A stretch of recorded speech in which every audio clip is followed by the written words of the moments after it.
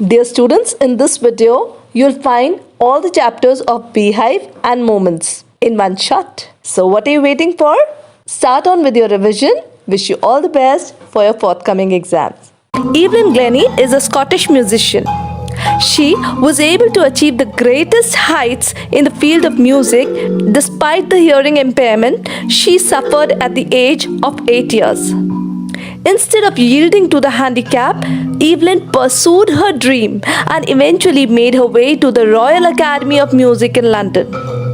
Evelyn's mother came to know about her daughter's deafness when, at the age of 8, she was to give her performance on the piano in school, but could not hear her name being called. When her deafness was confirmed at the age of 11, the headmistress of the school suggested that she should be sent to the school for deaf children. But Evelyn was not the kind of girl who could be discouraged. Once, when she was demotivated by her teachers from playing upon a xylophone, Ron Forbes, who was a great percussionist, came to her rescue.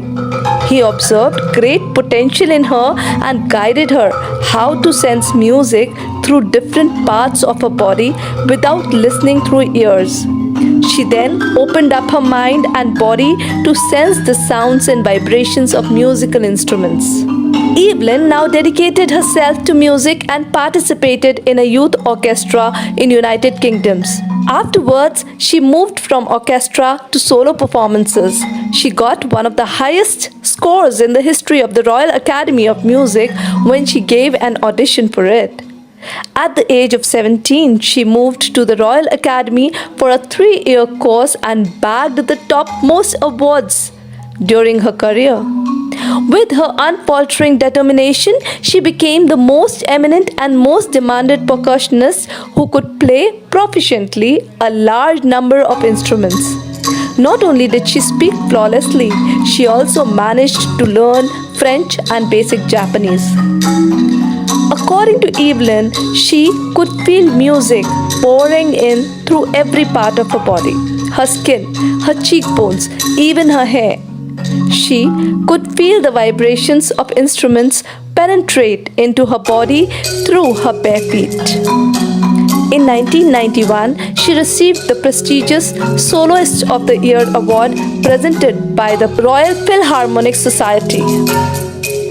A person with humane attitude, Evelyn gave free concerts in prisons and hospitals. With her efforts, she secured a significant place for percussion instruments in orchestra. In fact, Evelyn Glennie is a great inspiration for all those who suffer from physical disabilities. Talking about the title justification, the title, The Sound of Music, is quite appropriate as the feature briefly relates the inspiring success story of the talented musician Evelyn Glennie. This chapter has a subtitle, Evelyn Glennie Listens to Sound Without Hearing It. It suggests what the readers are going to discover. It leaves them curious about how Glennie must have developed sensitivity to the sounds of music despite her deafness. The title also alludes to the famous movie with the same name. Thus, both the main title and the subtitle are apt. Talking about the theme of the chapter, the first part of the chapter is based on the theme that earnest efforts and able guidance pave one's way to success. The aspirations, endeavours and achievements of the eminent Scottish percussion musician Evelyn Glennie were made possible by her unfaltering determination. What message do you get from this chapter? Well, Evelyn Glennie's bio sketch gives us the message that handicaps may be countered, problems may be overcome, and aspirations can be realized if one is firmly resolute and confident. Those who do learn to overcome hardships certainly achieve the highest goals. There is always a way out of the challenges of life. Only one has to trace the way and adhere to it with unstaggering faith in one's abilities. Today I have taken up part 2 of the chapter The Sound of Music, which is the second chapter of Beehive book of class 9th. And in this part, we'll be talking about the Shehnai of Bismillah Khan. This part briefly relates how Bismillah Khan The Padma Vibhushan and Bharat Ratna recipient made an immensely valuable contribution to the musical world of Shehnai. Hailing from a family of musicians, Bismillah Khan secured for the Shehnai a place among the classical music instruments. He also improvised many new ragas, and his originality won him accolades at the international level as well. How did the Shehnai come into existence?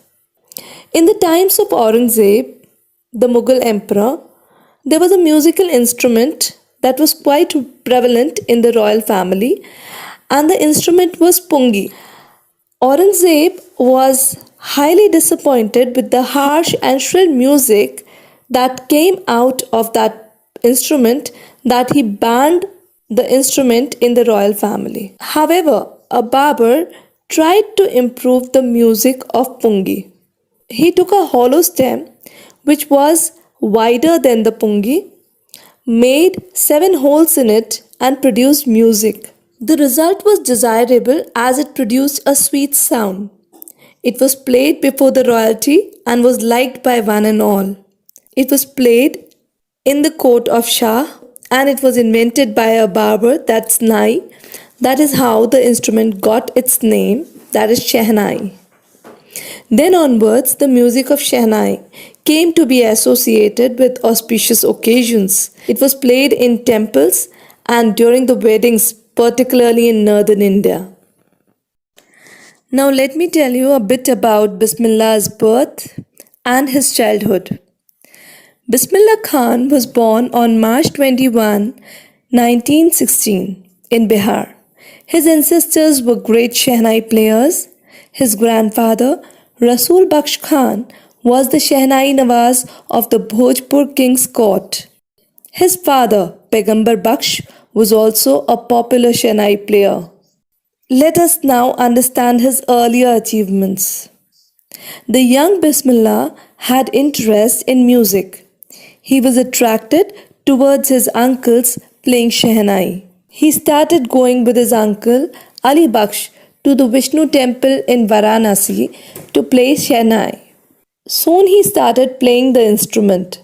His favorite places for practice were Balaji and Mangla Maiya temples. The flowing water of the Ganga inspired him to invent new ragas.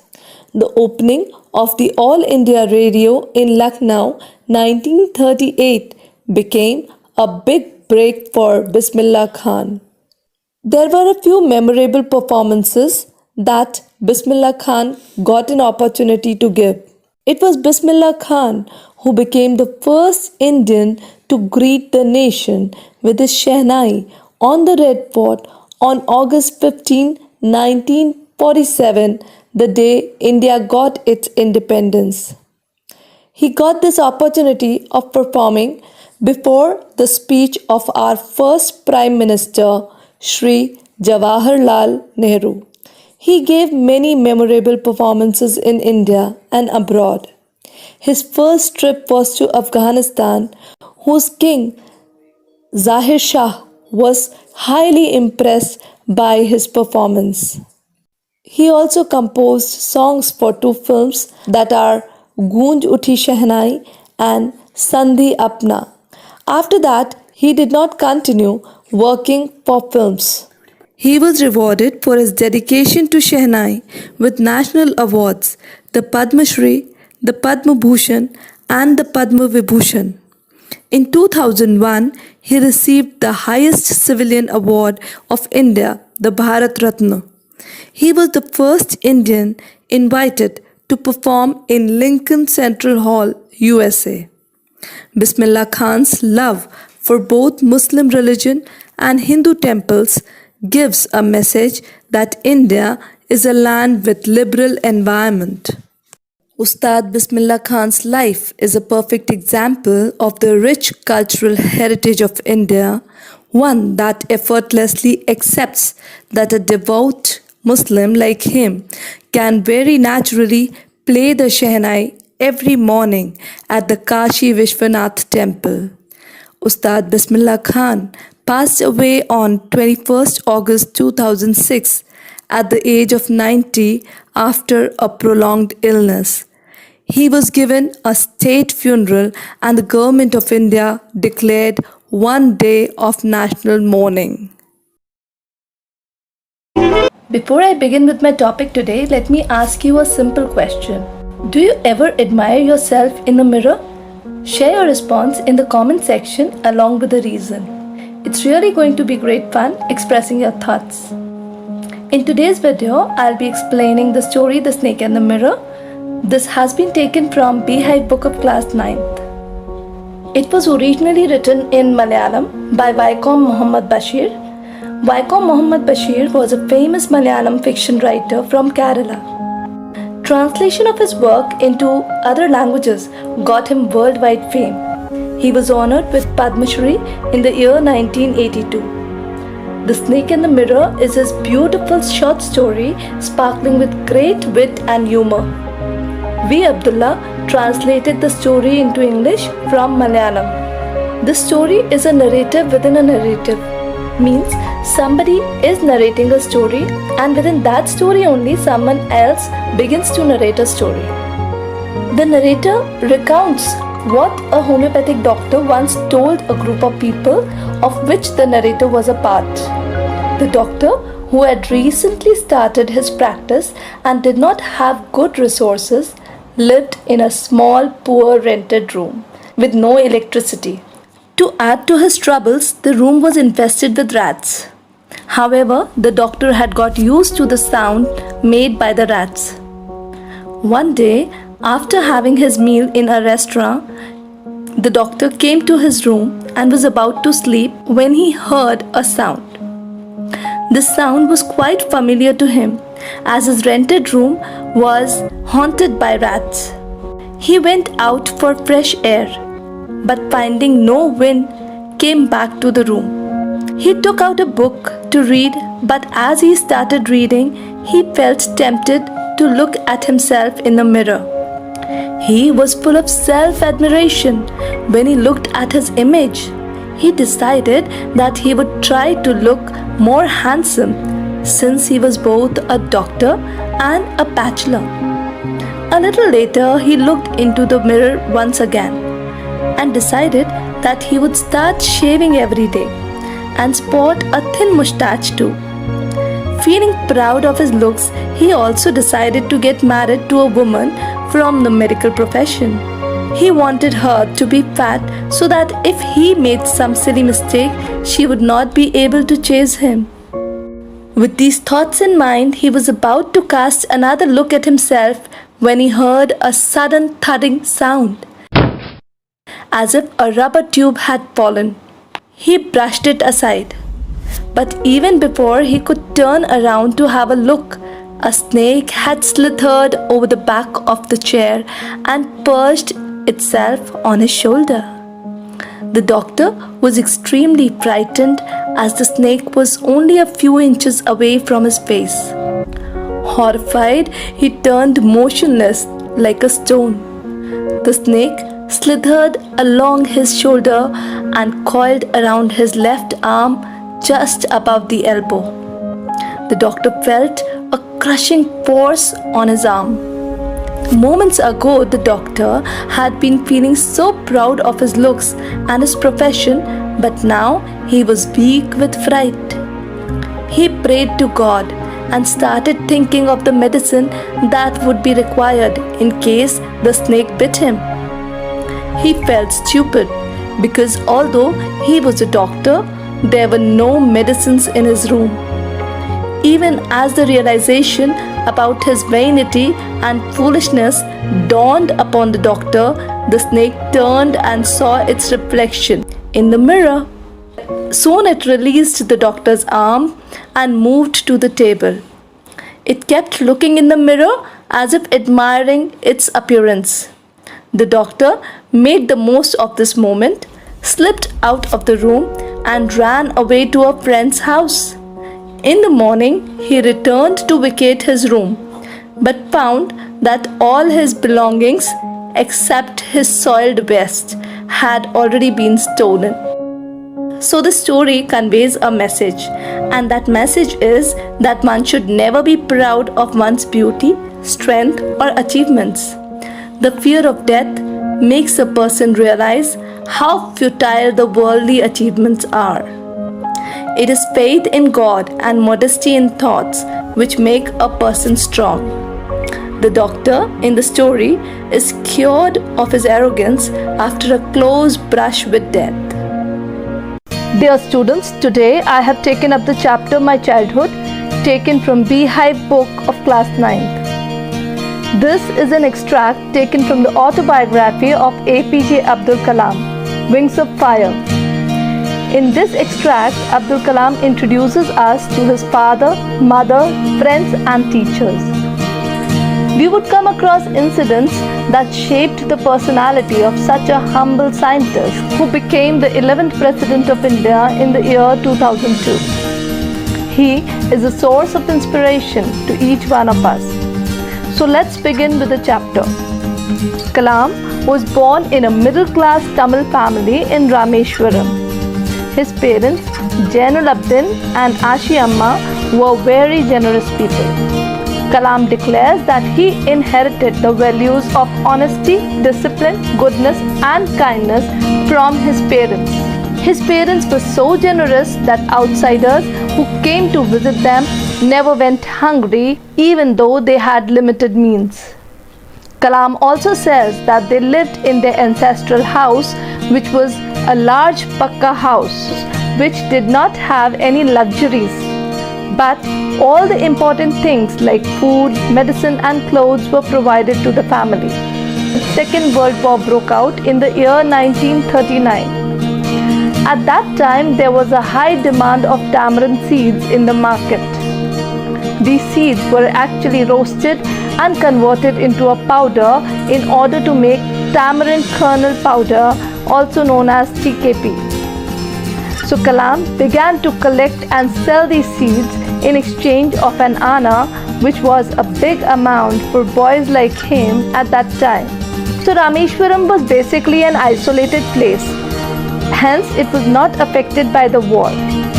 But the trains that halted at the station were no more allowed to stop at that station. As a result, the bundles of newspapers were now thrown off from the moving train. Kalam's cousin, Samsuddin, used to distribute these newspapers. So he sought Kalam's help to catch the bundles. And this is how Kalam got the chance to earn his first wages, which gave him immense self-confidence and a sense of pride. Now Kalam introduces us to his friends. He had 3 friends, Ramananda Sastri, Aravindan and Shiva Prakashan, who were very close to him. At the same time, all 3 were from Orthodox Hindu Brahmin family. But their friendship was so strong that religion never made any difference. Later in life, Ramananda Sastri took over the priesthood of Rameshwaram temple from his father. Aravindan took up the business of arranging transport for visiting pilgrims, and Shiva Prakashan became a catering contractor for the Southern Railway. Kalam's family used to arrange boats with a special platform during the annual Sri Sita Ram Kalyanam ceremony. This platform was used to carry idols of Lord Rama from the temple to the wedding site Ram Tirtha, which was a pond near Kalam's house. Kalam grew up listening to the stories both from the Ramayana and the life of Prophet from his mother and grandmother at bedtime. Certain incidents of his childhood left a deep impression on Kalam's young mind. When he was in 5th standard, a new teacher came to his class and did not like that Kalam, who was a Muslim boy, happened to sit with Ramananda Sastri, who was a Brahmin. So he sent Kalam to the back seat, simply because it was in accordance with the social ranking of Muslims. Both Kalam and Ramananda Sastri felt sad at this action of their teacher. Sastri wept, and this had a deep impact on Kalam. Both the children went home and told their parents about it. Sastri's father summoned the teacher and told him not to spread the poison of social inequality and communal intolerance in young minds. He told the teacher to either apologize or leave the school. This made the teacher not only regret his action, but he was also reformed. Another memorable incident from his childhood was Shiva Subramanya Iyer, Kalam's science teacher, invited him to his house for a meal. Shiva Subramanya Iyer was an orthodox Brahmin, and his wife was very conservative. She was horrified at the idea of inviting a Muslim boy to dine in her ritually pure kitchen. When she refused to serve Kalam, Iyer did not lose his cool and not only served the boy with his own hands but also sat and ate with him. He invited Kalam the next weekend as well. Noticing Kalam's hesitation in accepting his invitation, Iyer told the child to be prepared to face such situations if he wished to change any system. When Kalam visited Iyer's house again after a week, his wife took him to her kitchen and served him food with her own hands. The freedom of India was in offing when the Second World War ended. Following Gandhiji's plea, the entire nation was hopeful of building their country themselves. So Kalam also took permission from his father to go and study further in Ramananthapuram. His father permitted him willingly because he wanted his son to grow. He even convinced Kalam's mother by telling her that parents should not thrust their ideas upon their children as they have their own way of thinking. So this is how Kalam's secure childhood, inspiring parents, supportive friends and honest teachers instilled great values in him that gave him wings of fire. Dear students, today I have taken up the chapter Packing from the BEEHIVE book of class 9th. Let's begin with the summary of the story. This is an extract from a novel, Three Men in a Boat, written by Jerome K. Jerome. This is a humorous extract about the confusion and mess created by people who are inexperienced in the art of packing. So in the story, we have three friends, Jerome, Harris and George, who are about to set out on a journey. The story begins with the important task of packing stuff for this journey. Jerome, the narrator, overestimates his packing skills and tells his friends to let him handle it all by himself. However, his real intention is to make George and Harris do the packing under his supervision and guidance. But his friends take his advice seriously and to his great shock stretch themselves comfortably, leaving him with all the running around. Though irritated with their attitude, Jerome straight away gets busy with packing. After a long drawn packing session, he finally straps up the bag. Both his friends watch him quietly, and when he is done with packing, Harris declares that the shoes have been left unpacked. The bag has to be reopened again to accommodate the shoes. An irritated Jerome is just done with the packing of the shoes when he is reminded of his toothbrush. Unsure about having packed his toothbrush, Jerome has to empty the bag and hunt through all its contents to locate the brush. After a lot of efforts, he finds the brush in one of the booths. Anyhow, the bag is packed again. Eventually, it's past 10 when the packing is finally done. Keeping in mind the amount of time taken by Jerome to pack the bag, George and Harris decide to pack the hampers themselves and show Jerome the real art of packing. However, they are equally clumsy and break a cup at the very outset. This is followed by squashing a tomato, treading on the butter, and smashing the pies by putting heavy things on them. Salt flies all over while they are packing. After peeling the butter off George's slipper, they try unsuccessfully to squeeze it into the kettle. They finally scrape it and put it down on the chair. Harris sits on it and the butter gets stuck to his back. Then both these men go about searching for the butter all over the room. Later, George locates it behind Harris's back and it is packed in the teapot. Montmorency, their pet dog, contributes his bit to this exercise of packing by sitting on things, climbing into the jam, and crushing lemons as though they were rats. Finally, the packing is done by 12:50 at night. This is followed by a discussion on the wake-up time, and George is so tired that he sleeps off even before the time is decided upon. Jerome and Harris decide that 6:30 in morning would be the right time to get up and they too go off to sleep. What is the theme of the story Packing? Well, packing is based on the theme that routine tasks are not as easy as they seem to be.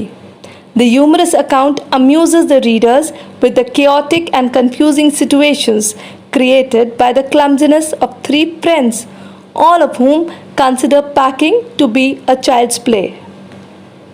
What about the message that you get from the story Packing? Well, the chapter humorously describes the do's and don'ts of packing. Packing should not be treated as a frivolous activity, but as a serious task that involves concentration and deftness. Now let me give you the character sketch of the characters of the story. First comes Jerome. Jerome is the narrator of the story and the entire gamut of events are depicted from his point of view. He is overconfident and rates his packing skills a bit too high. He is also arrogant and expects his friends to carry out the tedious part of packing while he sits back and passes orders. His friends, however, do not take him seriously, and finally he has to struggle while packing the bag. Jerome is both clumsy and forgetful. He first forgets to pack the shoes and then can't recall if he has put in his toothbrush or not.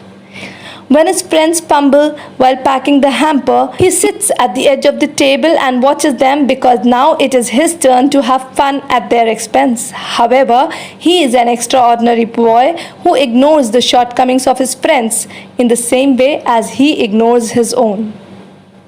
George and Harris are the friends of the narrator Jerome. Both of them are as clumsy, ill-organized, forgetful, and casual as Jerome. They commit mistakes even while doing ordinary tasks and keep repeating these mistakes. Like Jerome, they too are mistaken about their talent to pack stuff and are overconfident about their performance. Their action amuses the readers, especially when they misplace the butter and search for it all over the place. Somehow, in spite of making a fool of themselves while packing for the trip, they don't believe in any blame game and ignore each other's mistake. How can we forget Montmorency, the pet dog? Montmorency is the pet dog of the three friends, Jerome, George, and Harris. He is a pampered pet and knows no restraints on his behavior. His animal instinct to probe everything creates a nuisance for his masters. He likes to be the part of all the activities going on in the house and gets excited to see the boys packing things.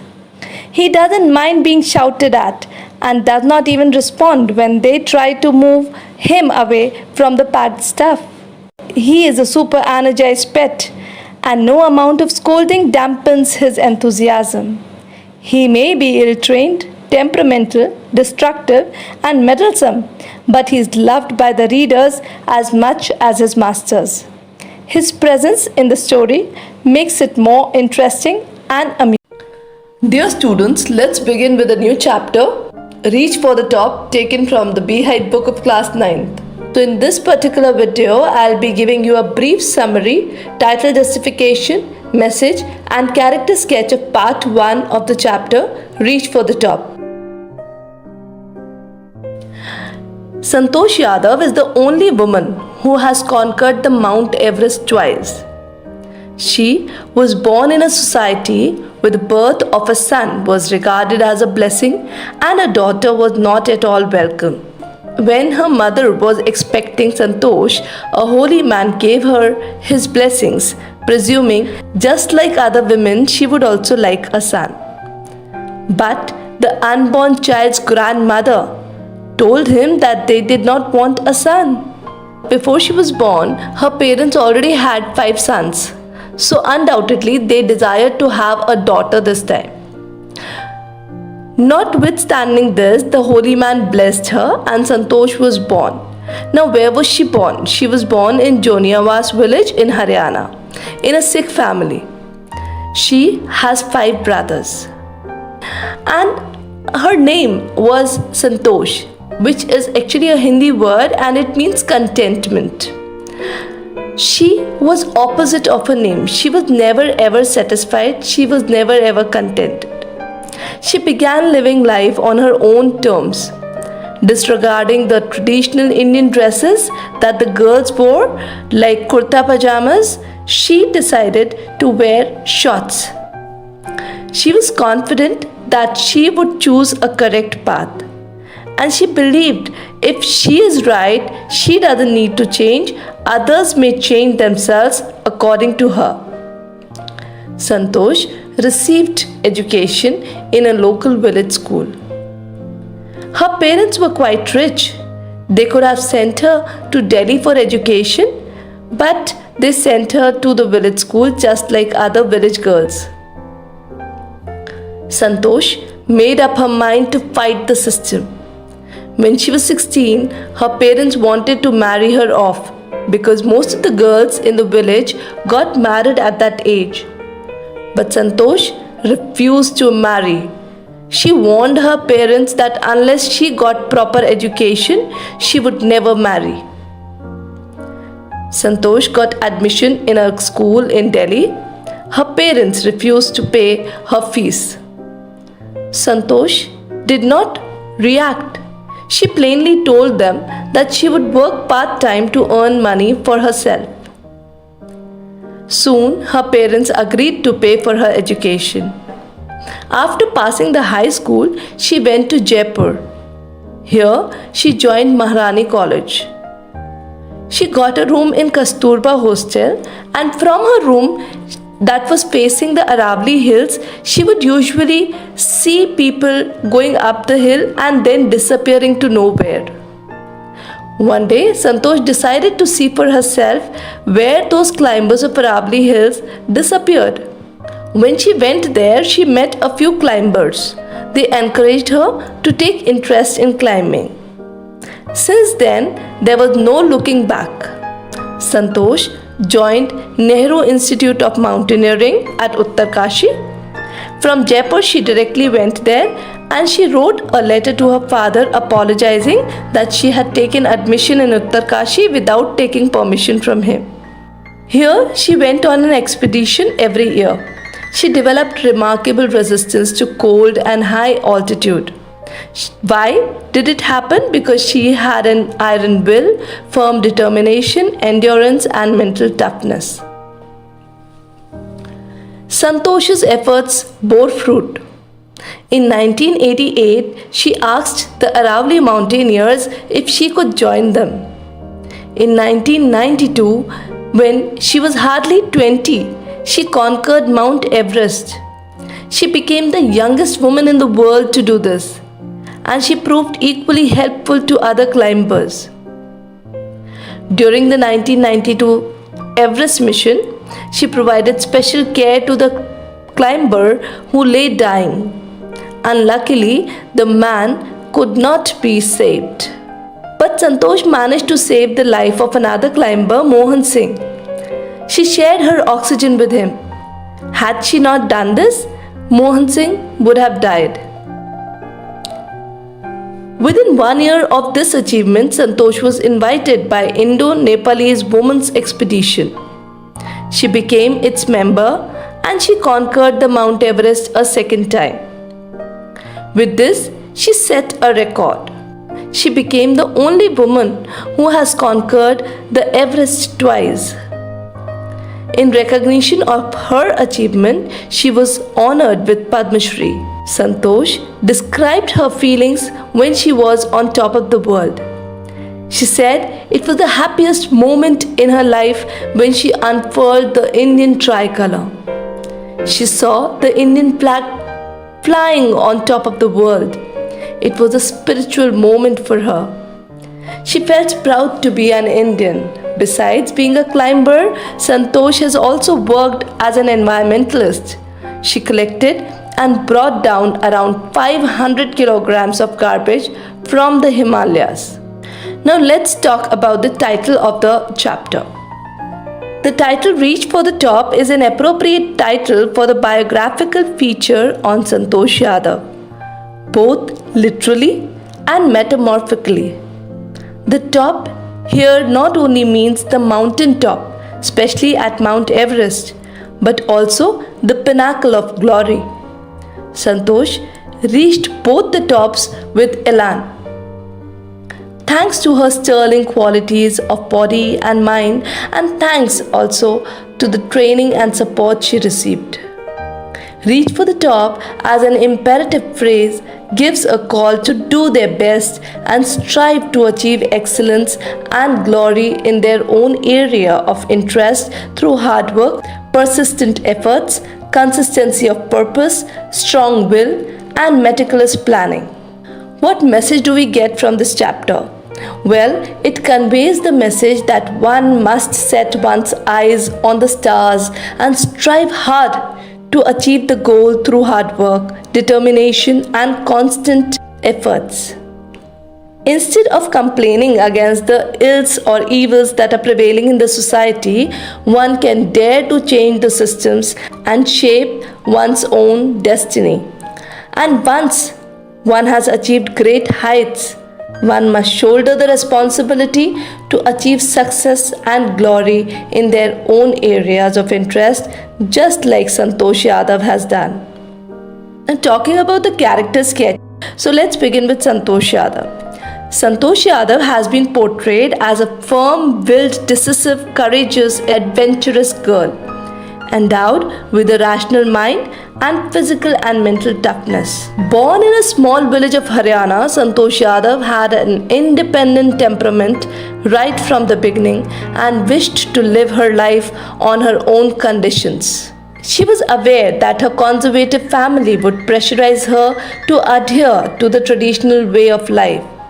But at the same time, she was aware that if she chose a correct and a rational path, she would be able to change others and win their support. Her hard work and determination, mental strength, and physical fitness equipped her for undertaking the dangerous journey to reach Mount Everest, the top of the world, successfully. Not once, but twice. All these qualities and amazing achievements helped Santosh earn one of the nation's top awards, that's Padma Shri. She is a motivation for young women and men of the world.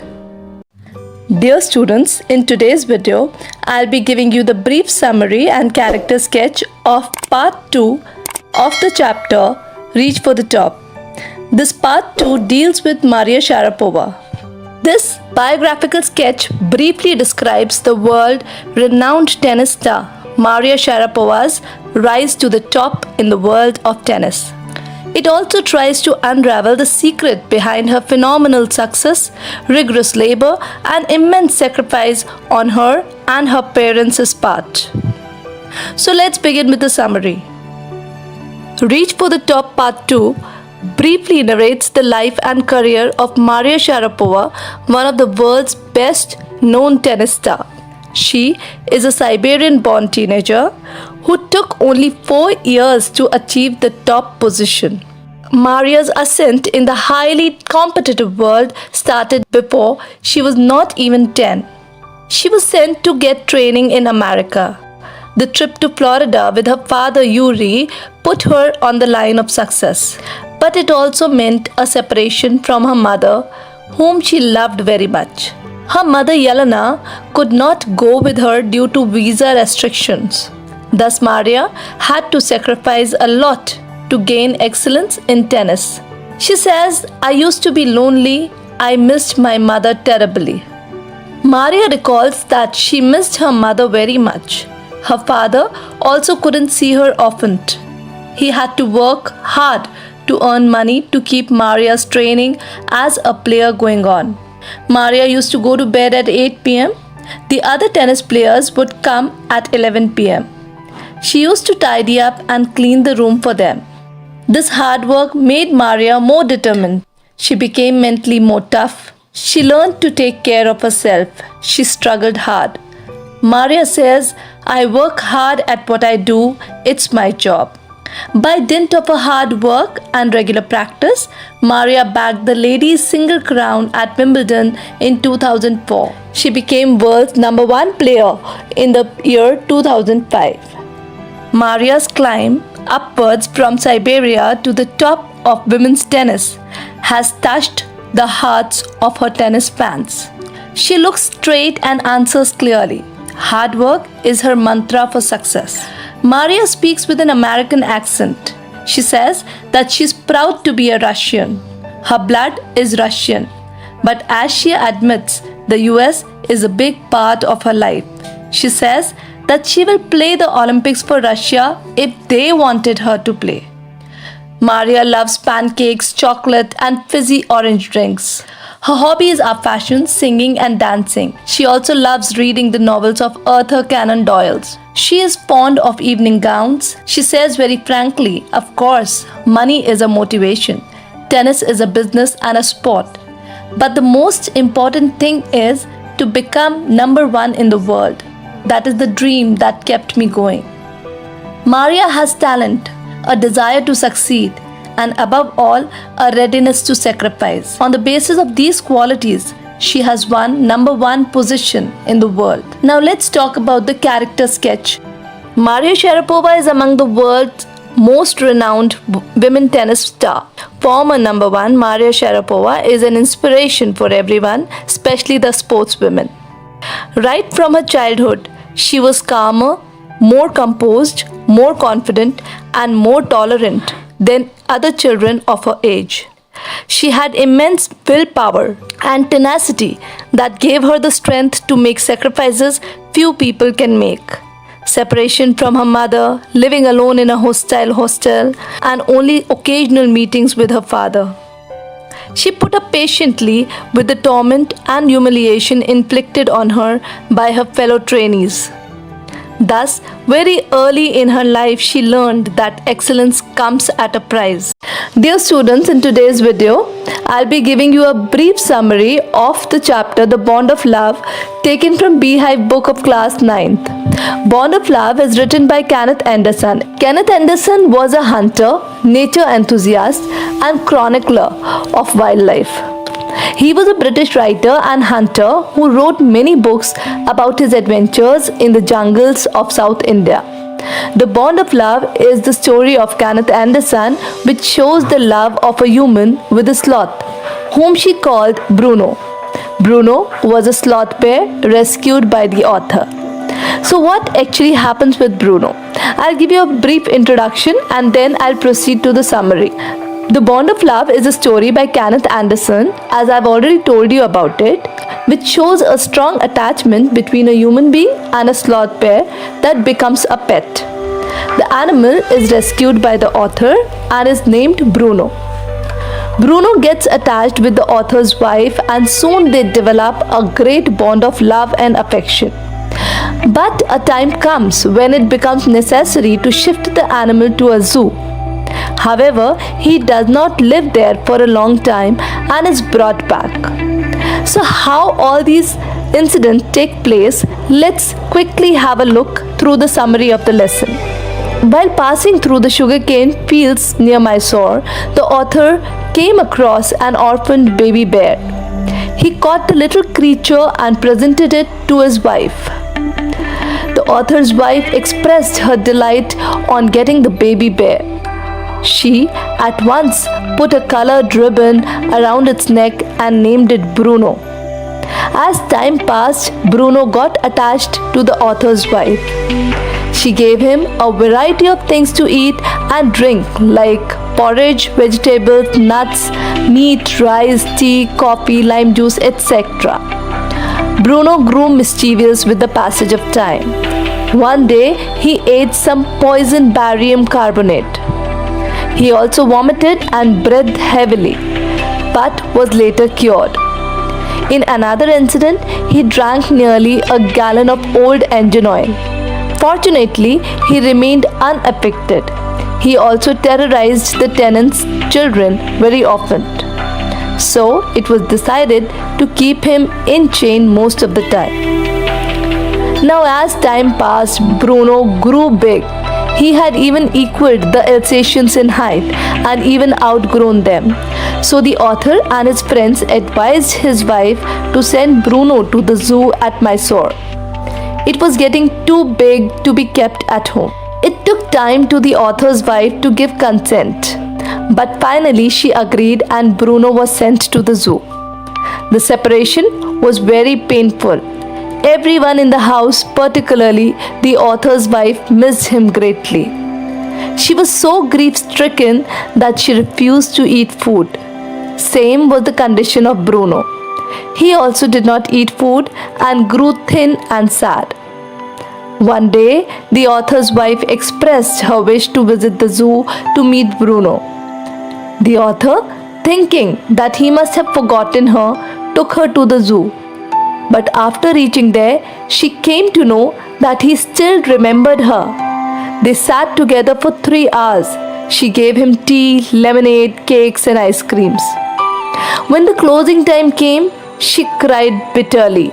She requested the superintendent of the zoo to bring Bruno back home. The superintendent allowed her and made special arrangements for transporting him to their house.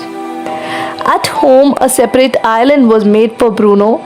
It was 20 feet long and 15 feet wide, and this island was surrounded by a dry pit 6 feet wide and 7 feet deep. A wooden box was kept on the island for Bruno to sleep. Bruno was happy and so was the author's wife. They spent hours together. Such was the bond of love between a human being and an animal. So once the animals enter your life, they actually can never forget the love and affection that you show them. Dear students, today I am here with the chapter Kathmandu, which is an extract from Vikram Seth's travelogue. This travelogue narrates his long journey from China to India via Tibet and Nepal. This extract is an account of his time spent in Nepal visiting 2 temples, the Pashupatinath and the Bodhnath Stupa, the shrines most sacred to Hindus and Buddhists respectively. He not only describes the ambience inside these temples but also records his observations about their surroundings and contrasts the hectic activity in the Hindu temple with the serenity in the Buddhist stupa. Let's now hear the summary of Kathmandu.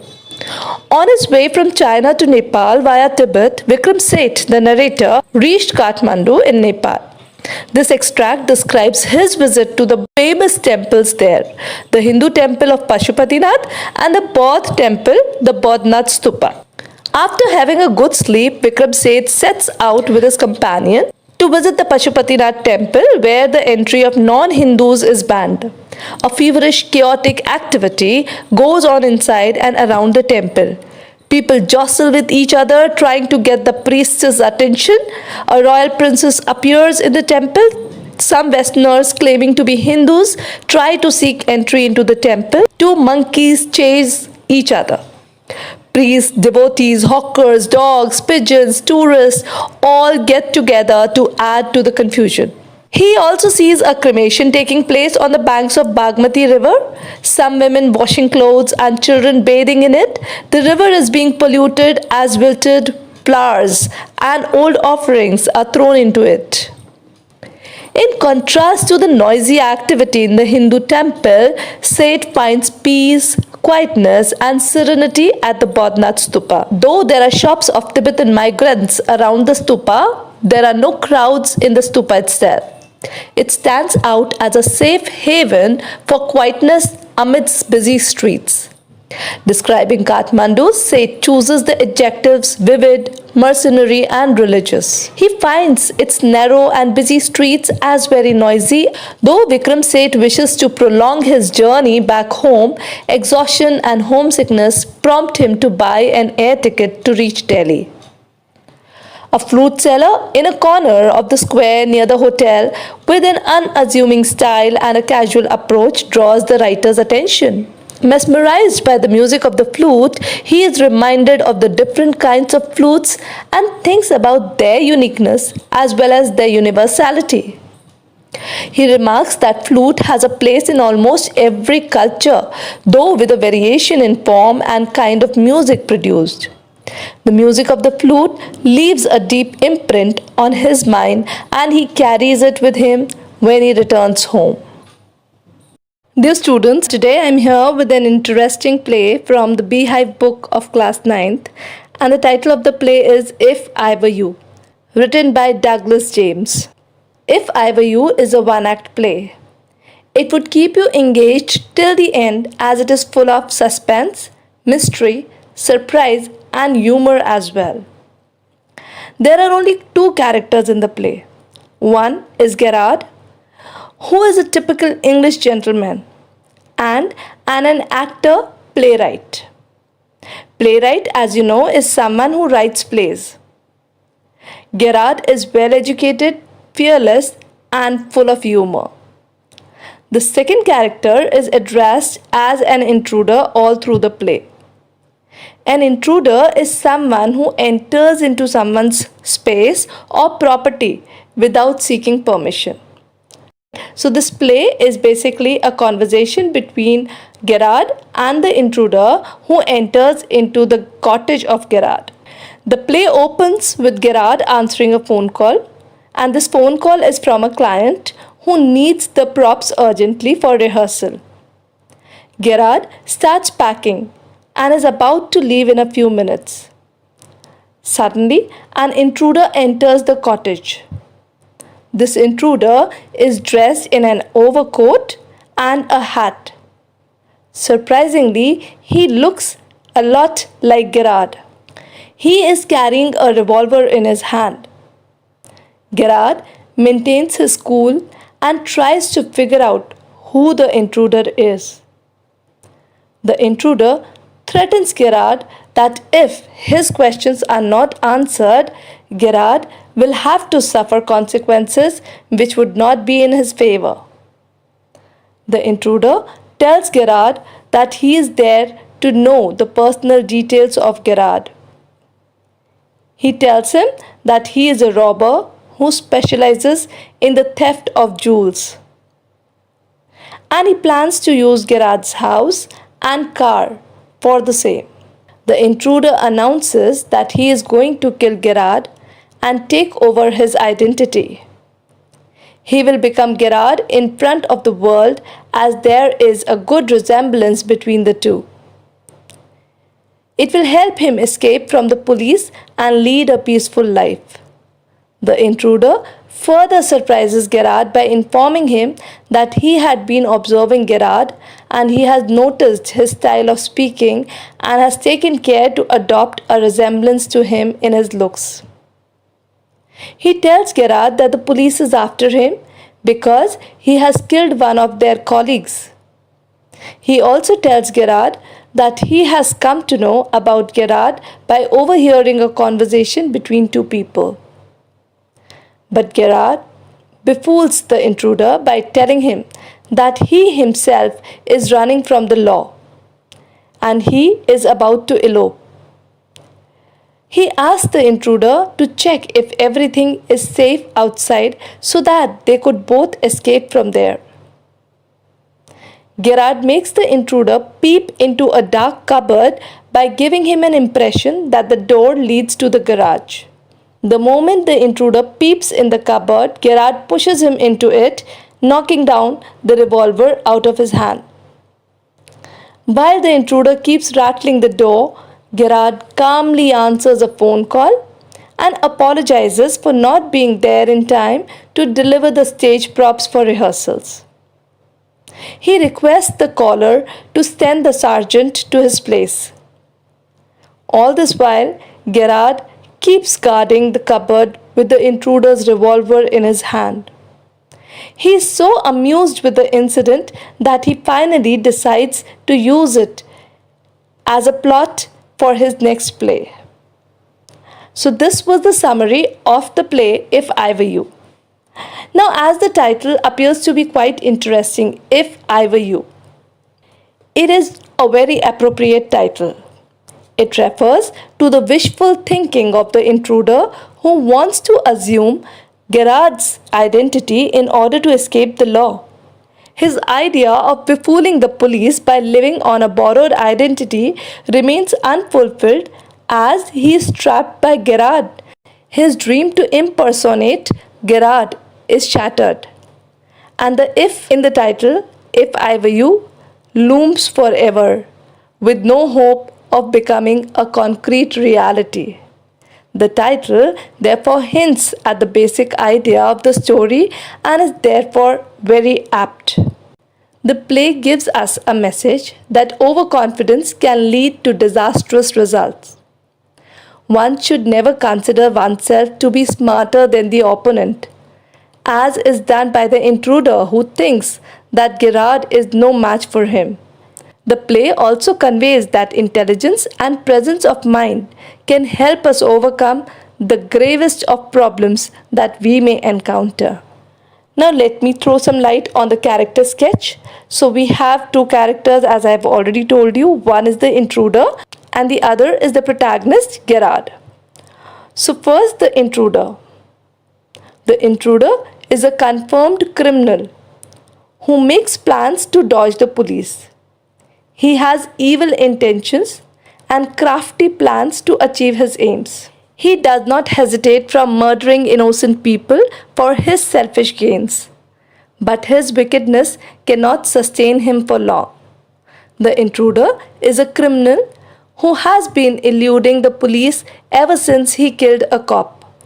Overconfidence makes him feel that he has made a brilliant plan of murdering Gerard and escaping law by impersonating him. Now let me talk about the protagonist, Gerard. He is portrayed as a man of many virtues. He is endowed with a brilliant wit, a sharp mind, smart thinking, and a sense of humor. All these qualities combined with a cool temperament enable him to handle even a life-threatening situation very successfully and easily. Gerard is associated with the theatre. He writes, acts, and provides props for plays. His sense of humor irritates the intruder many times. Even when acting funny, he keeps his presence of mind and lays a trap for the intruder. Everything comes so naturally and spontaneously to him that the intruder walks into his trap unsuspectingly. Gerard's intelligence not only outwits the intruder and saves his own life, but also helps the police in nabbing a wanted criminal. Dear students, in today's video, I'll be giving you a brief summary of the chapter in the Kingdom of Fools taken from the Moments book of class 9th. This story has been written by A.K. Ramanujan. So this story is about a kingdom of fools, where both the king and his minister were idiots. In an attempt to be different from others, they foolishly took the decision to change night with day and vice versa. Hence, the people in this kingdom would do all their work like tilling the fields or running their businesses late at night, and all would sleep when the sun rose up. Those who disobeyed were threatened with death punishment. So everyone followed this foolish practice. Now one day, a guru and his disciple visited this kingdom. and was surprised to find the whole kingdom asleep during the day. When night came, people began their routine activities.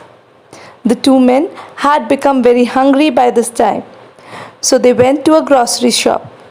It was utterly surprising for them to see that everything had the same cost, a single dudu. Initially, they were both happy as they could buy all that they wanted for a very nominal amount. However, the Guru, being a wise man, decided to leave the place and told his disciple that the behavior of fools cannot be predicted and it was not safe to stay there for long. But the disciple decided to stay back and the Guru alone left the city. One day, a thief broke into a rich merchant's house by making a hole in the wall. However, when he was leaving after the loot, the wall of the old house fell on his head and killed him instantly. The thief's brother complained to the king that the merchant was to be blamed for his brother's death and should hence be punished. The foolish king assured him of justice and summoned the merchant. The king told the merchant that he would be punished for having murdered the man who burgled his house.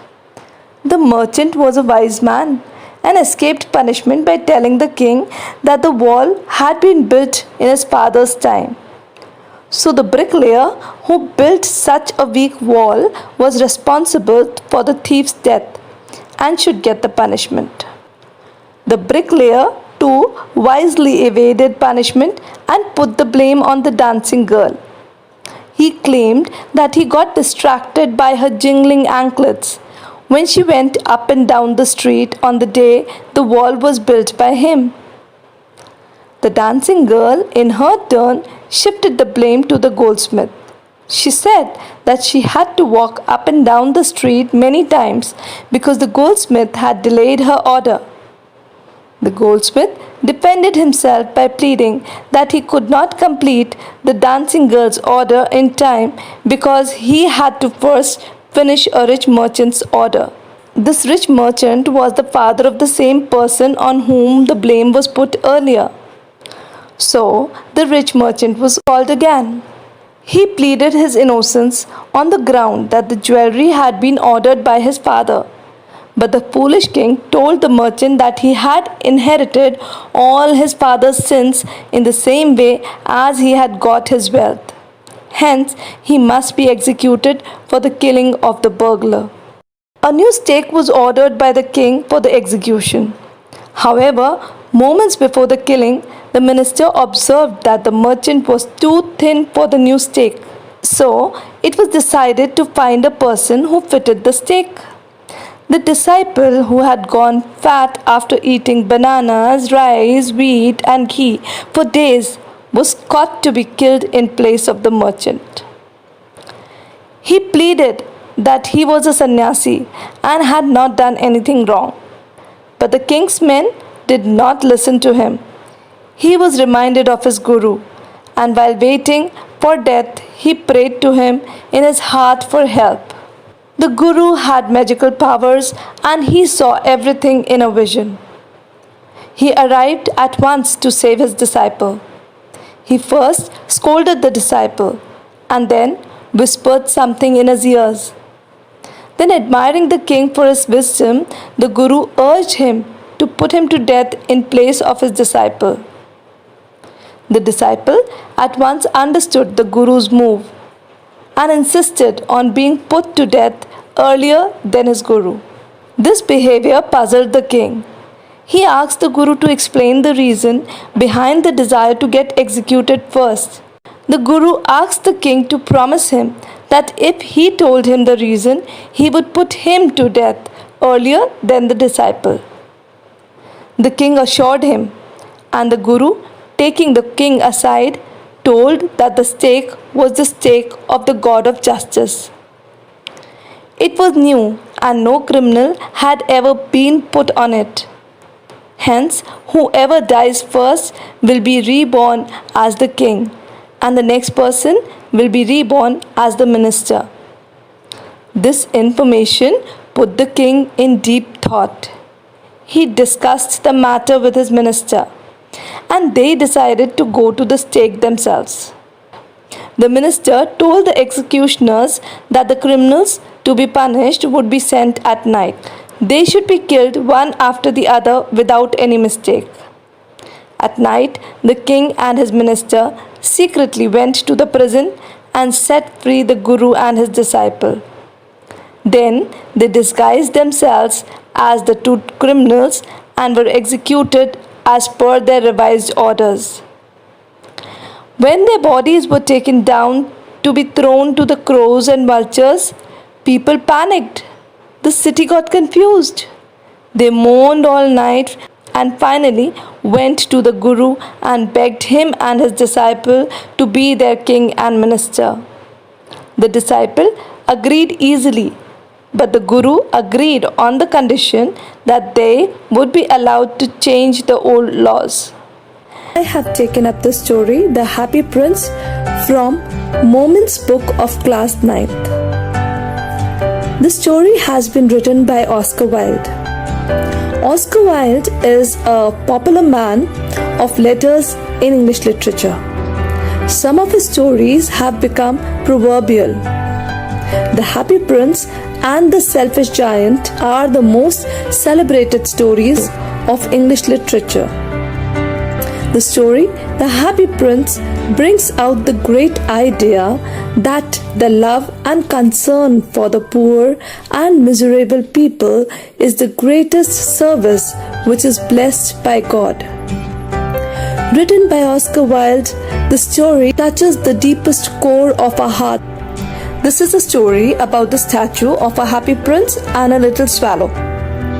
The Happy Prince was a beautiful statue that stood on a tall column high above the city. The statue was covered with thin leaves of gold. He had sapphires for his eyes and a ruby in his sword. One night, a little swallow flew over the city.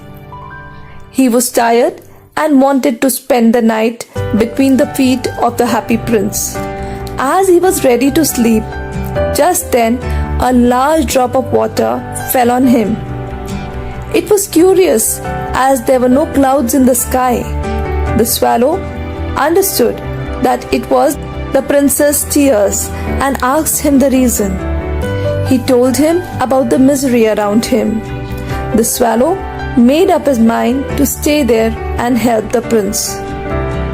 The Happy Prince gave a ruby for a poor seamstress.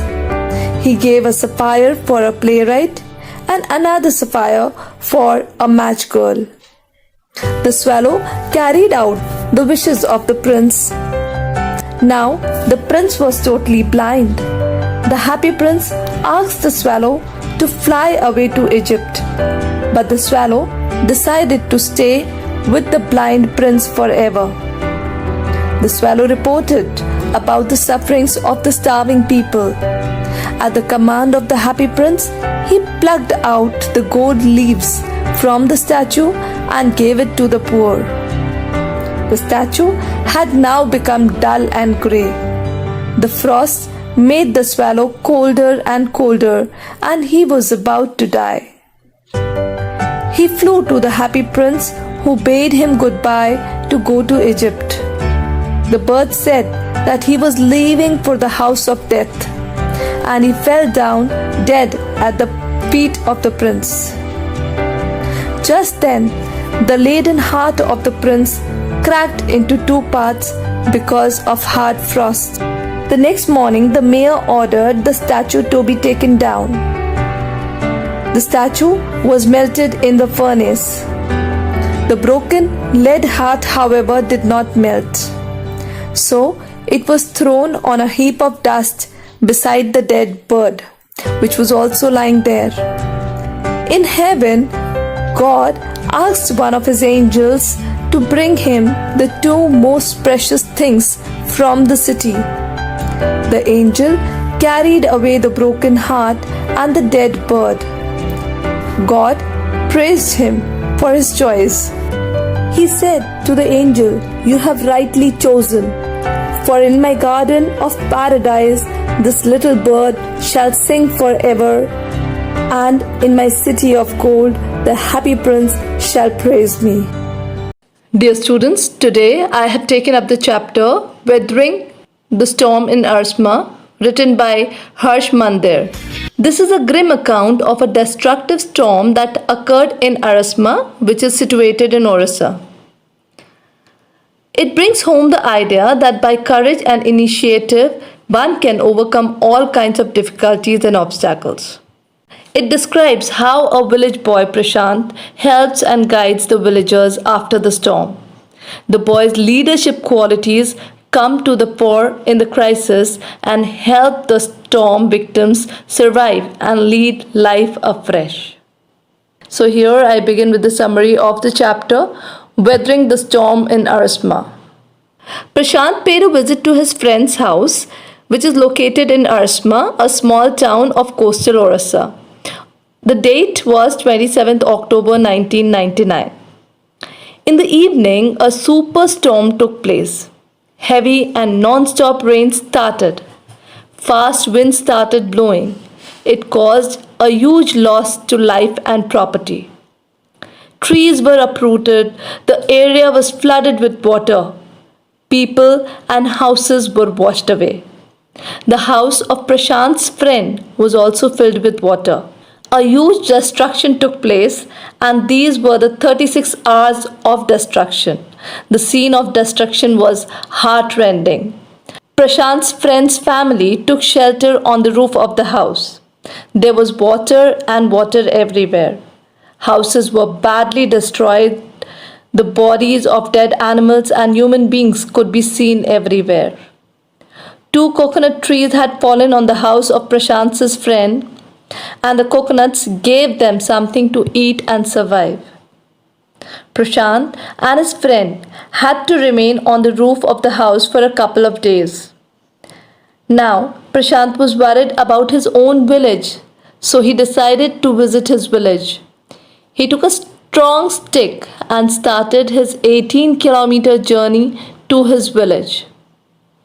On the way, Prashant met 2 village friends, and they pushed away the dead bodies of men, women, and skeletons of animals. There was hardly any house that was spared by water. Prashant was deeply moved on seeing roofs, trees, branches, and all other things which were submerged in water. He started weeping, thinking that he had lost all members of his family. Prashant finally reached his village, Kalikuda. He saw that only the roof of his house was left. He approached the local Red Cross shelter to inquire about his family. He was happy to find his maternal grandmother at the Red Cross shelter. Prashant's family was also there. They were overjoyed to see Prashant alive. Prashant now decided to do something to face the situation. He wanted to assess the loss and the changes to come. He organized a group of youths of his village. The group urged upon the merchants to give them some rice. He organized his volunteers to clean the shelter. On the 5th day, a military helicopter dropped food. The children were asked to lie down by putting empty utensils on their bellies to convey the message to the helicopters that they were hungry. In this way, they got food from the helicopters. Prashant made a shelter for the orphaned children. He persuaded the women to work in Food for Work program. Prashant found that the women and children were becoming more and more grief-stricken. He invigorated the work done by an NGO. Now the widows were persuaded to start their lives afresh. The effects of the super cyclone was over. After 6 months, the people, especially the orphaned children and women, thought of Prashant in hours of grief. Now Prashant thought about his life after such hectic schedule. I will now tell you about the character sketch of Prashant. Prashant is the most impressive character of this chapter. He is full of human feelings. He is caught in an unexpected situation. The crisis he is trapped in brings out the best qualities in him. When he is forced to seek shelter on the roof of his friend's house, he thinks of his own village. He reaches his village and assesses the situation. He is overwhelmed to see the destruction caused by the super cyclone. He collects the youth of his village. He impresses upon them to help the widows and the orphaned children. He, along with other volunteers, clears the area of the dead bodies of the people and animals. His heart weeps to see tragedy all around. Prashant has great leadership qualities. He urges the merchants to give some rice. This rice is cooked for the people. As a leader, he knows which challenges are there round the corner. He is so popular as a savior that his services are needed even after 6 months of the super cyclone. Now let's talk about the title of the chapter. The title is quite suitable. It's also straightforward. Why? Because it is related to a super cyclone that struck Ersama, which is a small town of coastal Orissa. And the cyclone struck Ersama on 27th October 1999. The main focus is on the word weathering, which means facing the storm and coming out of it as a winner. It was devastating, and this storm brought death and destruction in Orissa. Indeed, the story tells us about the collective efforts to weather the natural calamities, the super cyclone which struck Orissa. The theme of the chapter is that we cannot do anything to prevent or stop natural calamities. But one thing is quite clear, that we can make collective efforts to withstand the wrath of such calamity. No one individually can do anything worthwhile. We have to put in our best efforts to lessen the pains and griefs caused by any devastation that is around. Prashant is overwhelmed to see death and disease all around him. He knows how to do crisis management. On reaching his village, he assesses the loss to the life and property of the people. But as a leader and as a visionary, he knows how to meet the situation. He collects the young people of his village and starts making earnest efforts to lessen the pain and damage suffered by people. He makes the lives of the orphaned children and widows meaningful. We should not lose our head when we are trapped in a critical situation.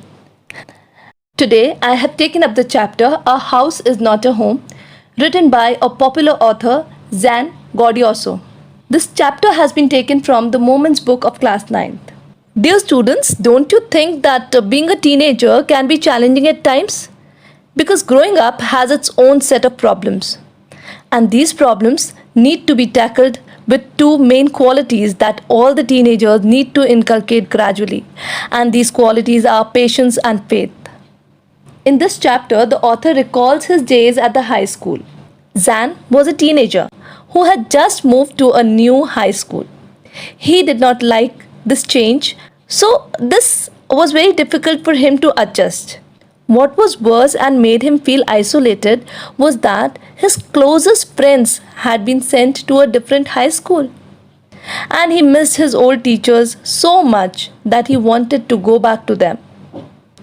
One Sunday afternoon, Zan was at home, sitting at his dining table doing homework, and the fire had been lit up in the fireplace.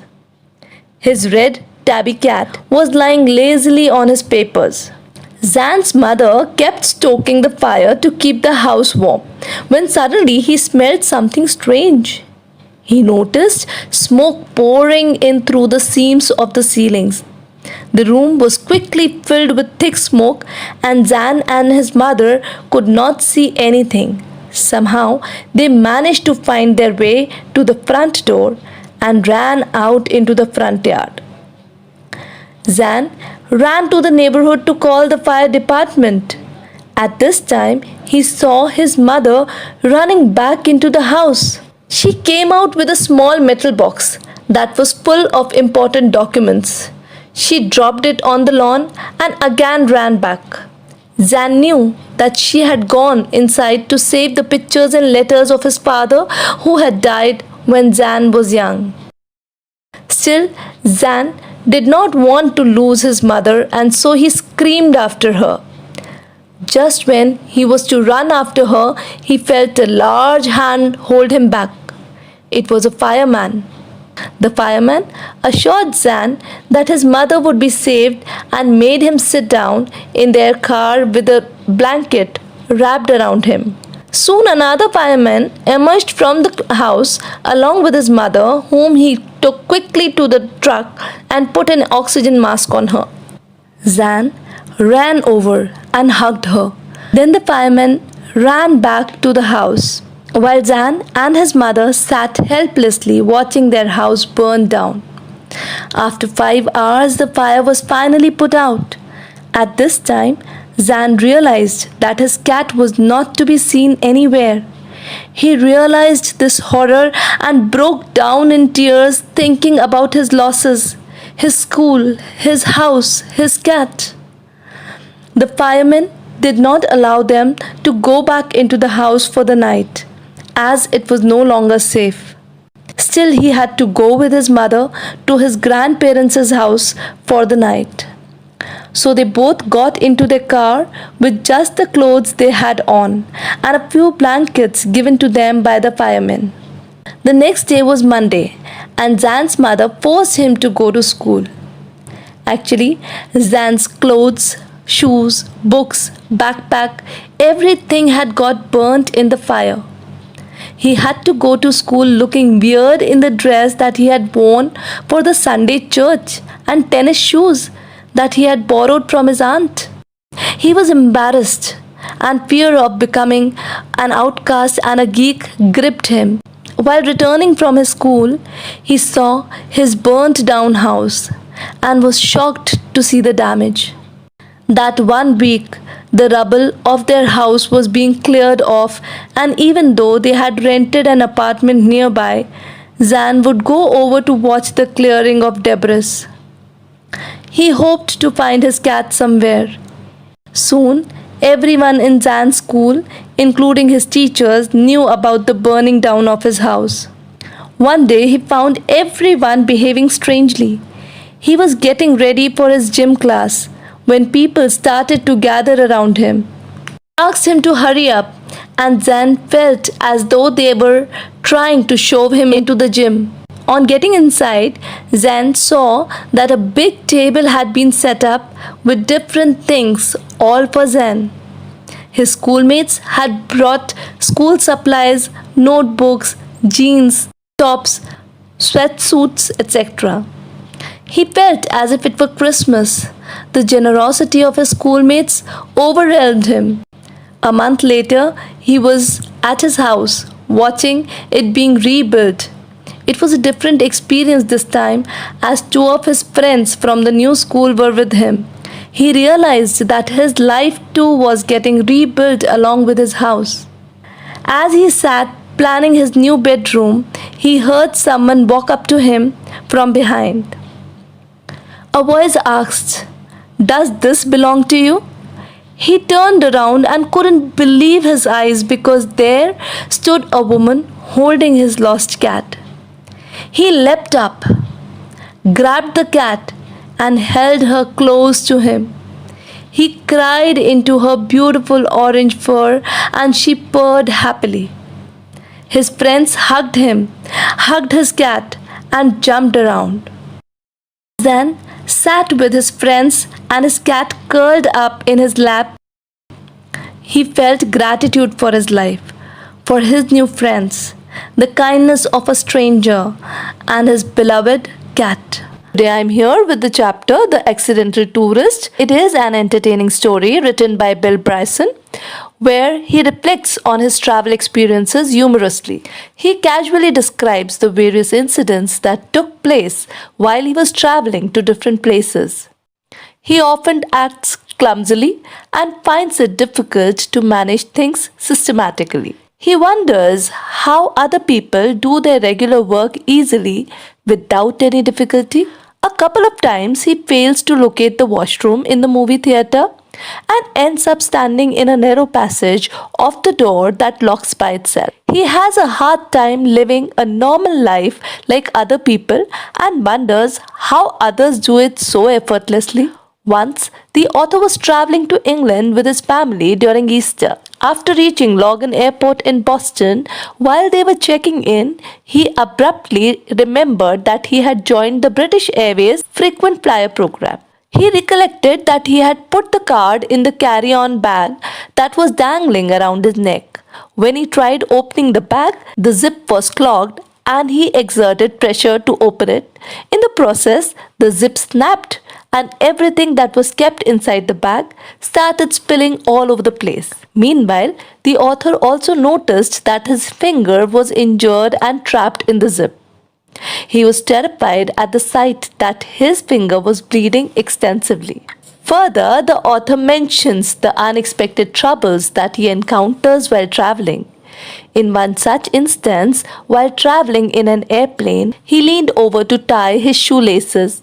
Unfortunately, he was stuck when the person sitting ahead of him fully reclined his seat. With great difficulty, he freed himself from that cramped position. In another incident, he spilled some soft drinks on his co-passenger. Although the flight attendant cleaned up the mess, the author spilled another drink on the same passenger again. The lady was completely drenched and annoyed at the author for the inconvenience he caused her. However, his worst experience on a flight was when he was writing in a notebook and he sucked on the tip of the pen.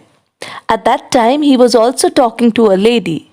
Later, when he went to the washroom, he saw that the pen had leaked unknowingly and ended up coloring his teeth, tongue and mouth in blue color ink. He ended up feeling awkward for being so clumsy. Although the author is a gentleman, he always ends up in some cumbersome situation. His wife was well aware of his clumsiness, so whenever food was delivered on the flight, she would instruct her children to remove the lid of the food for their father so that they could avoid any mishap from happening. Nonetheless, the author clarifies that such unforeseen situations occur particularly when he is traveling with his family. Whenever he travels alone, things work perfectly as he quietly sits on his seat and avoids tying his shoelaces if required. He avoids making mistakes while he is traveling on his own. He admits that he has been careless in updating his frequent flyer card due to time constraints. On multiple occasions, he either forgot to request the air miles from the airline authorities or sometimes the airline didn't record it on time. Furthermore, he mentions that there were instances when the airline informed him that he was not entitled to use air miles. Once, due to a mismatch in his name on the ticket, he could not use his air miles and was left ineligible to travel to Bali on a first-class ticket. Dear students, today I have taken up the chapter The Beggar from the Moments book of class 9th. This chapter has been written by Anton Chekhov. In this video, I'll be summarizing the chapter The Beggar. At the same time, I would be giving you the theme, the message, the title justification, along with the brief character sketch of the three main characters of the story.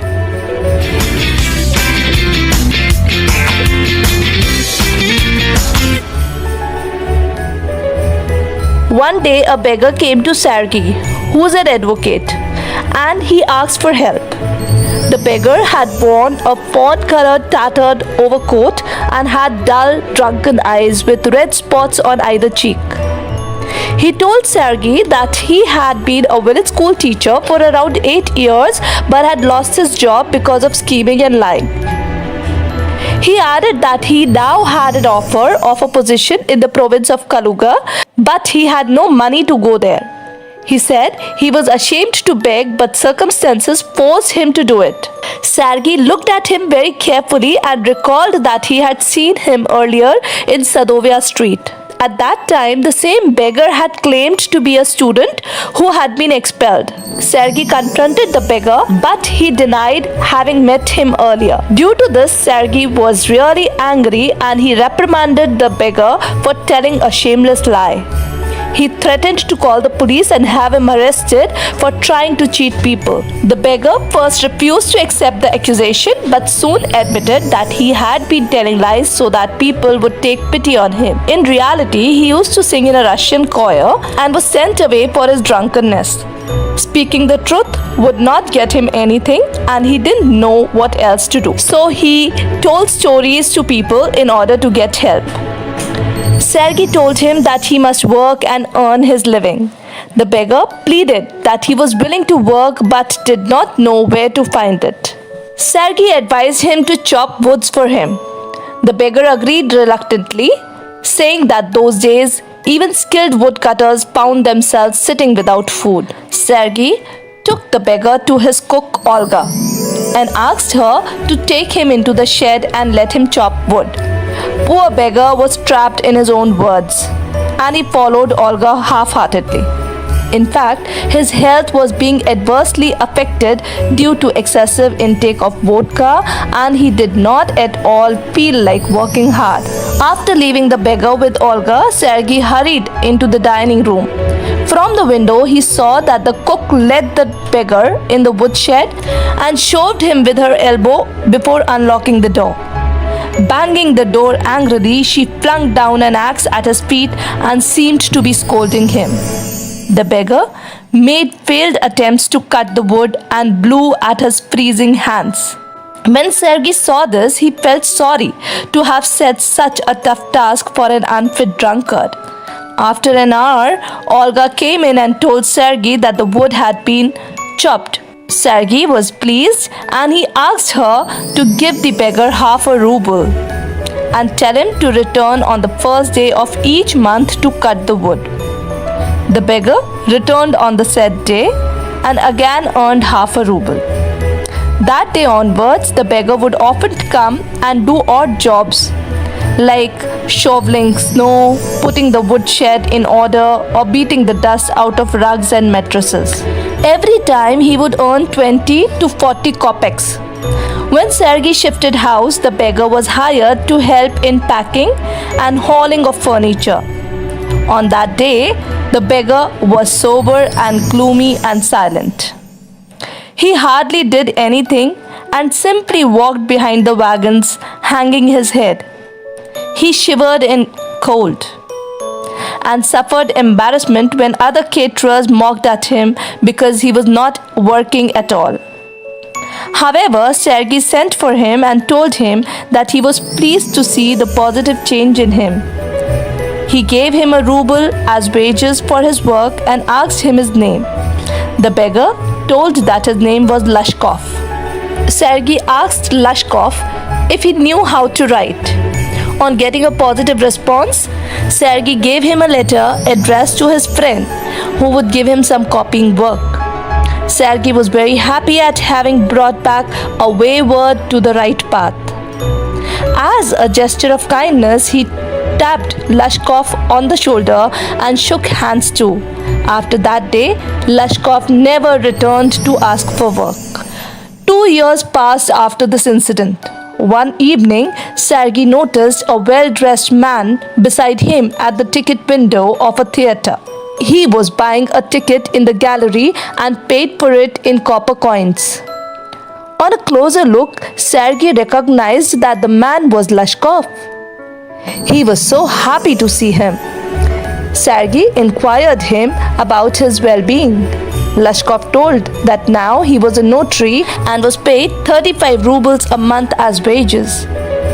Sergei told Lashkov that he was very happy because he had been able to push an ashtray on the right path. Lashkov acknowledged Sergei's roasting and thanked him for pulling him out of a sinking pit. However, he said that the true credit for changing him went to Olga the cook. Sergei was surprised and asked how this had come to be. Lashkov then revealed that he had never chopped a single piece of wood. It was Olga who would chop it for him. All the while, she would scold him and tell him that he would go to hell as there was no hope for him. She would also weep while scolding him.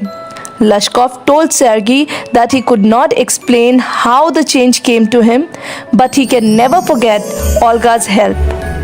Olga set him right through her support and compassion. Lashkov then took leave and departed. So let me now explain the title of the story. Is it apt or not?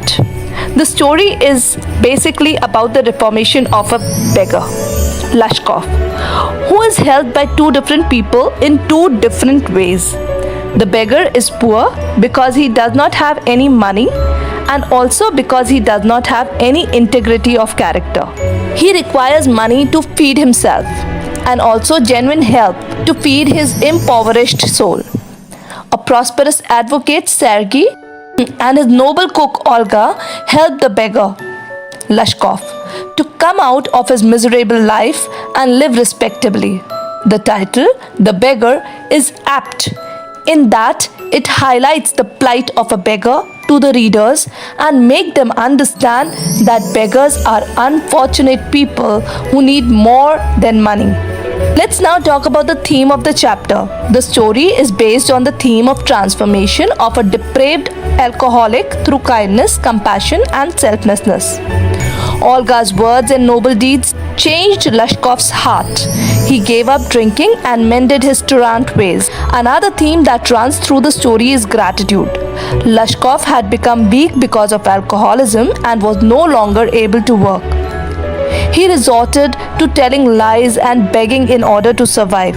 But when he received kindness, he acknowledged it with gratitude and remained indebted to Olga for life. What message do we get from this story?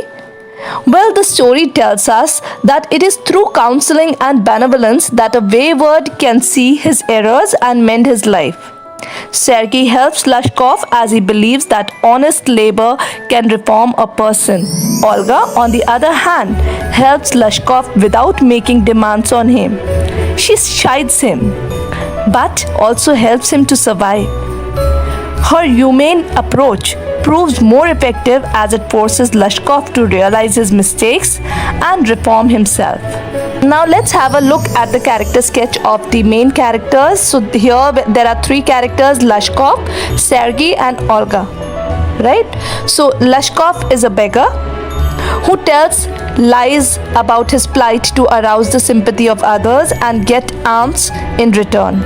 His clothes are torn and untidy and his eyes are dull and drunken. He lacks both physical and mental strength. He also compromises his dignity and integrity just to satisfy his urge to drink. However, he does have some positive values like keeping his words for the sake of shame and pride. He quietly takes all the scoldings and curses from Olga because he knows that he is wrong. He accepts the humiliating jeering from other caterers for the same reason. This character reminds the readers that hope should not be lost because even the most depraved recover if they get appropriate and selfless support. So we see how he was modified with the help and kindness of Olga. Next we talk about Sergei. Sergei is an accomplished and prosperous advocate. He is a stern and straightforward man who hates lies, and at the same time he is short-tempered. He scolds Lashkov mercilessly. He supports the poor beggar, gives him work every time, and he is also kind because he begins to consider Lashkov as his godson. He is genuinely happy to see reformed Lashkov. Last but not the least comes Olga. Olga is Sergei's cook. She appears to be ill-tempered, but her heart is full of kindness. She scolds Lashkov, curses him, but also sheds tears for him. She obeys her master and takes the drunkard to the woodshed without any complaint. Outwardly, she expresses disgust for Lashkov, but helps him to reform himself. She is inwardly a gentle and caring person. She shows human kindness and affection to the beggar. With this, I come to the end of the chapter, The Beggar. In case you still have any doubts or queries, you can follow us on Instagram. The link for the same is given in the description below. See you in the next video. Till then, bye-bye.